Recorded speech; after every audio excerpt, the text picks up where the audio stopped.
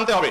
আচ্ছা আমি বলে দিচ্ছি, শবে কদরের নামাজের নিয়ম হলো অন্য যে কোনো নামাজ যেভাবে পড়েন শবে কদরের নামাজও একইভাবে পড়বেন। এগুলো শবে কদরের নামাজের নিয়ম।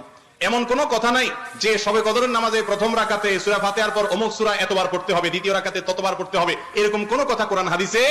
এগুলা মন গড়া বিভিন্ন সিস্টেম, বিভিন্ন পদ্ধতির কথা, বিভিন্ন আপনার বাজারে নামাজ শিক্ষার বই নামে অনেক বই আছে, সব বই না, কিছু কিছু বই আছে, এইসব বইতে শবে কদরের নামাজ এত রাকাত, প্রথম রাকাতের এই নিয়ম, দ্বিতীয় রাকাতের ওই নিয়ম, এরকম বিভিন্ন কথা বলা আছে। এগুলো সব ভিত্তিহীন, মন গড়া, এগুলো কোরআন হাদিসে নাই। কোরআন হাদিসে লাইলাতুল কদরে অন্য রাতের মতো আপনি নামাজ পড়বেন, একটু লম্বা সময় নিয়ে পড়বেন।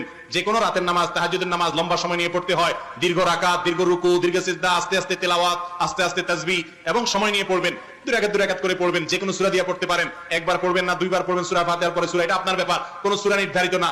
আপনি লাইলাতুল কদরের একটা জিনিস নির্ধারিত, সেটা হলো একটা দোয়া হাদিসে বর্ণিত হয়েছে, আম্মা জানা আয়েশা রাদিয়াল্লাহু তাআলা আনহাকে নবী করিম সাল্লাল্লাহু আলাইহি ওয়াসাল্লাম শিক্ষা দিয়েছেন, তুমি যদি লাইলাতুল কদর পাও তাহলে দোয়া করবা, কি দোয়া?